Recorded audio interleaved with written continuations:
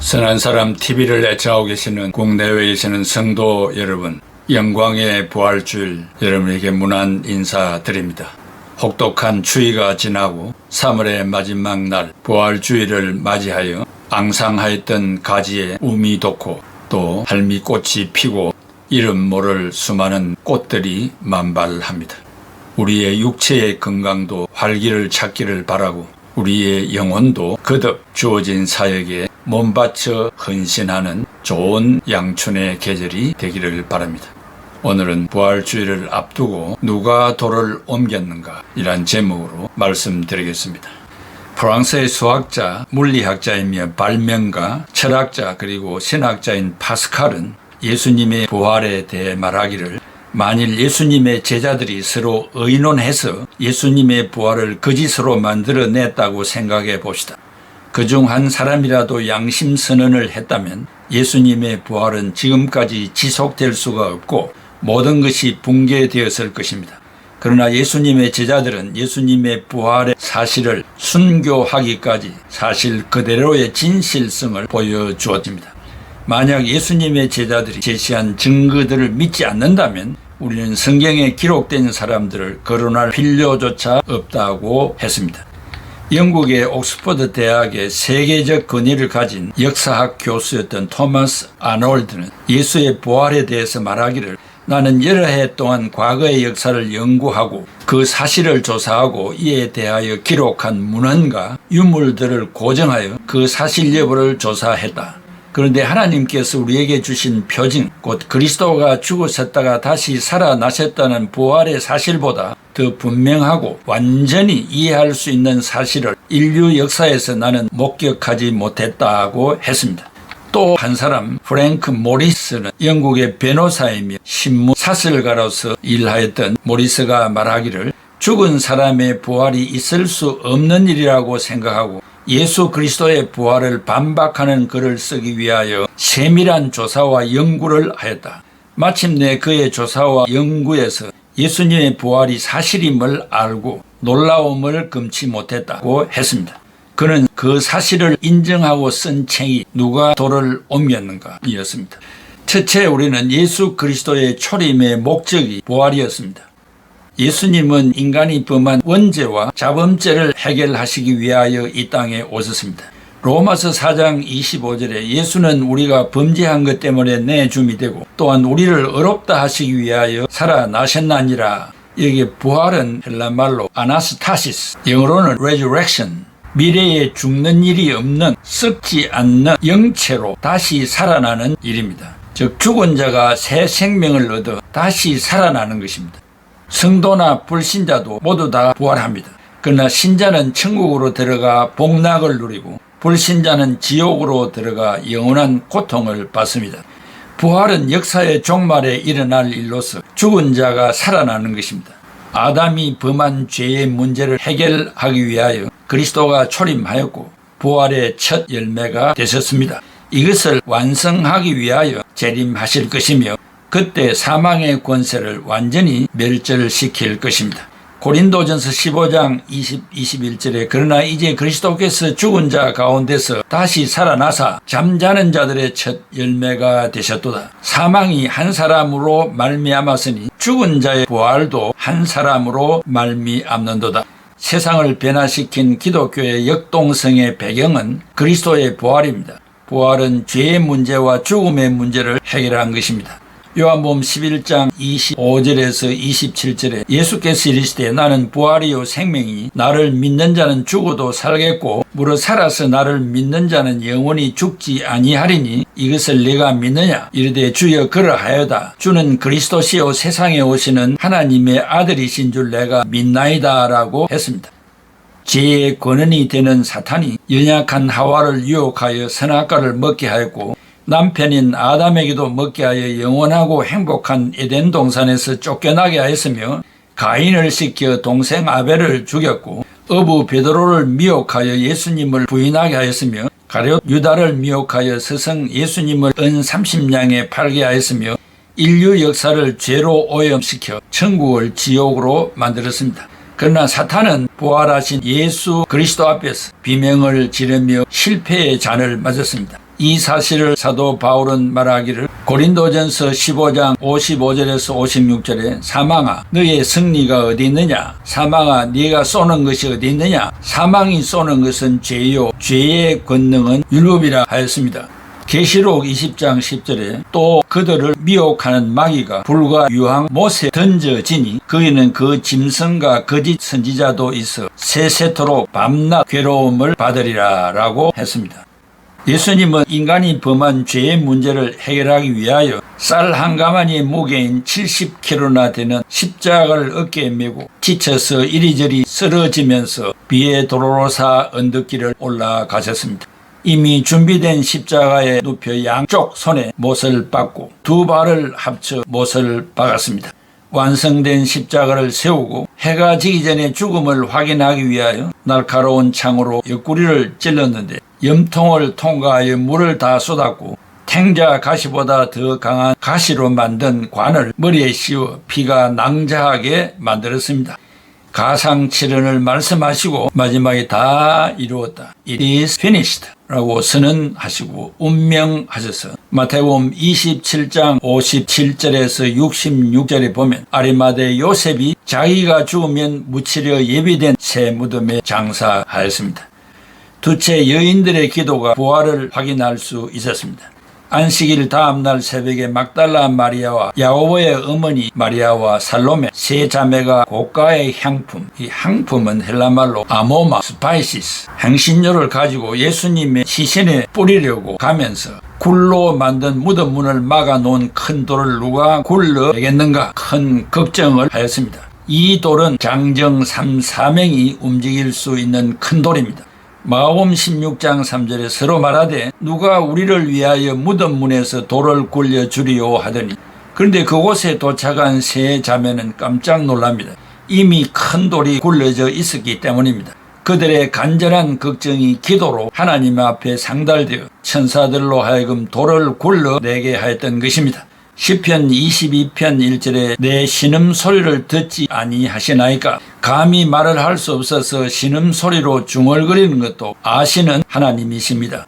그리고 무덤 안에 들어갔더니 천사가 흰옷을 입은 청년의 모습으로 나타나서 말하기를 마가복음 16장 6절에 청년이 이르되 놀라지 말라 너희가 십자가에 못 박히신 나사렛 예수를 찾는구나. 그가 살아나셨고 여기 계시지 아니하니라. 보라 그를 두었던 곳이니라.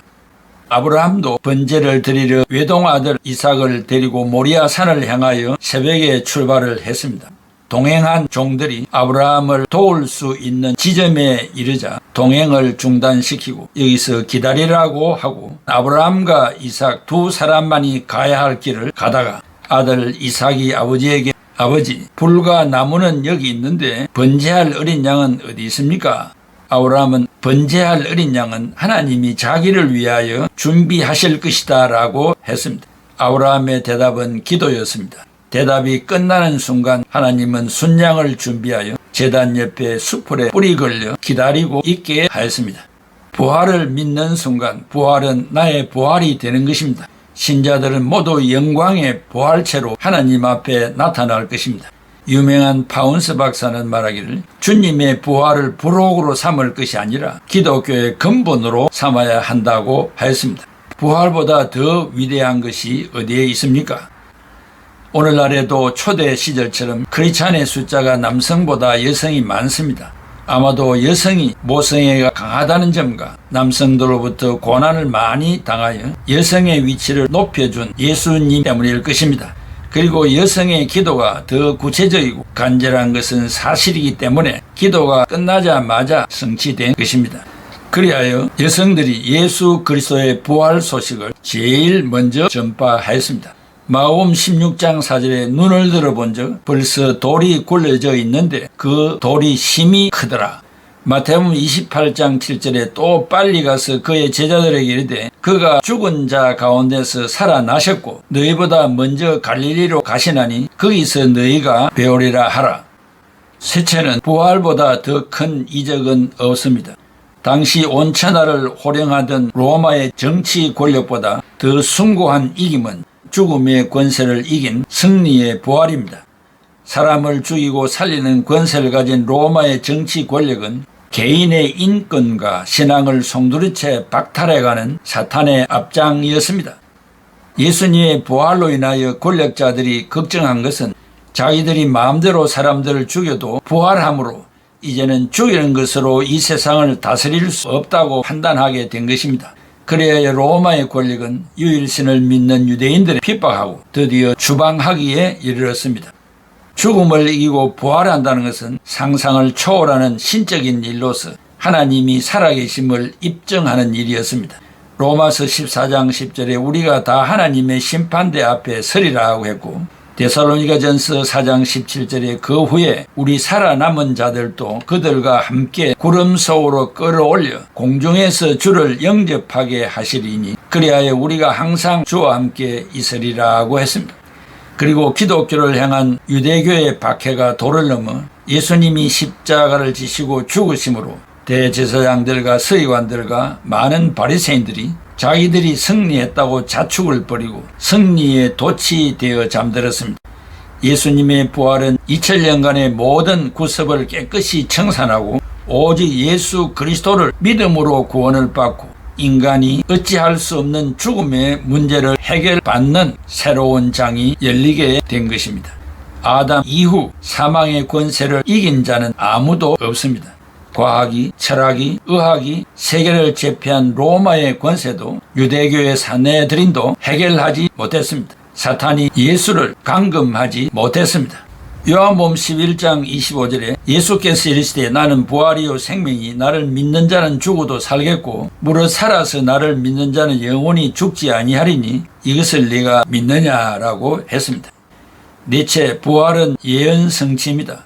부활은 구약의 예언 성취요 구원의 실정이요 영원한 사랑입니다.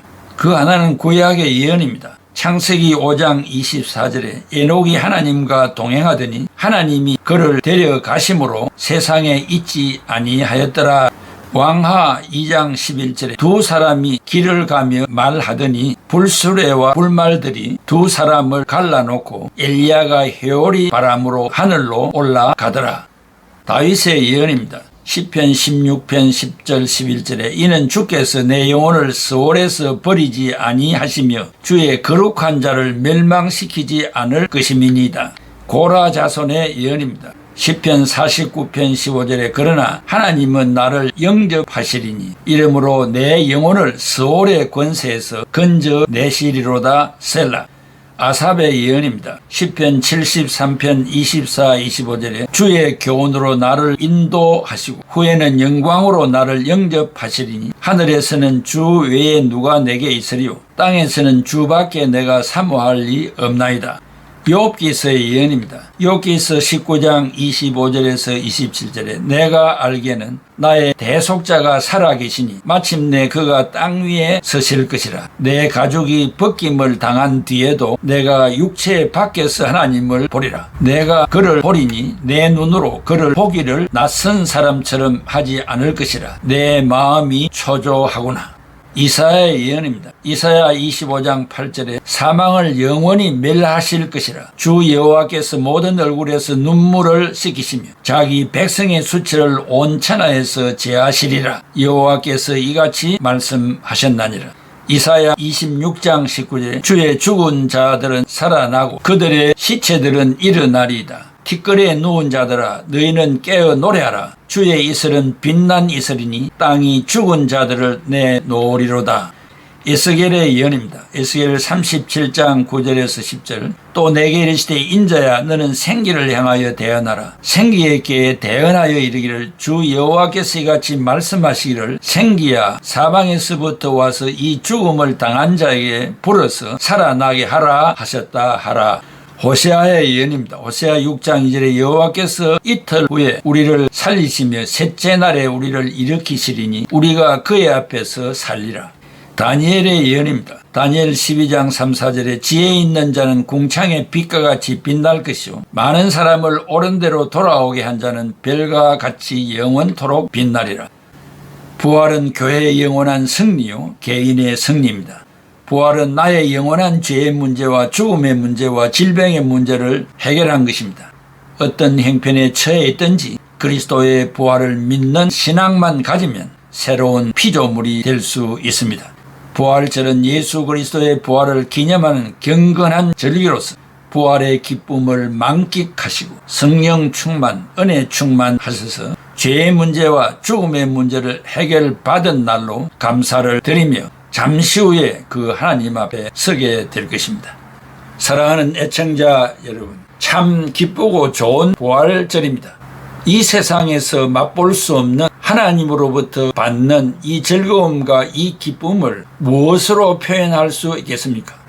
그 표현은 예수님이 이 땅에 살아 계셨을 때에 갈릴리를 중심하여 전도 사역을 하셨는데 가난한 자, 병든 자, 고아, 과부를 자유가 없이 구속된 자를 찾아서 적재적소의 은혜를 베풀어 주셨던 것입니다. 이 시대에 이러한 사역을 우리가 감당한다면 부활의 영광을 받은 자의 결과요 또 사명이 아니었는가라고 생각합니다. 이 절기에 우리 얼굴에 웃음꽃이 활짝 피며 우리 좌우에 있는 그리스도의 부활을 모르는 자들에게 세밀하게 말씀을 전하시고 이 영상을 불신자들에게 보내주어 성령의 감동과 함께 예수 그리스도를 구주로 영접하는 좋은 일을 하는 절기가 되기를 바랍니다. 기도하겠습니다. 거룩하신 하나님 아버지, 은혜와 사랑을 감사합니다. 올 한 해도 우리에게 부활의 절기를 지킬 수 있는 축복의 절기를 주신 것을 감사합니다. 그냥 부활이 아니요 예수 그리스도의 부활이 나의 부활임을 확실히 믿게 하여 주시기를 바랍니다. 이 세상의 고통과 고난은 잠시요, 얼마 후에 우리는 그 영광의 세계에 영원토록 병들지 아니하며 죽지 아니하는 그 영광을 누리게 될 것입니다.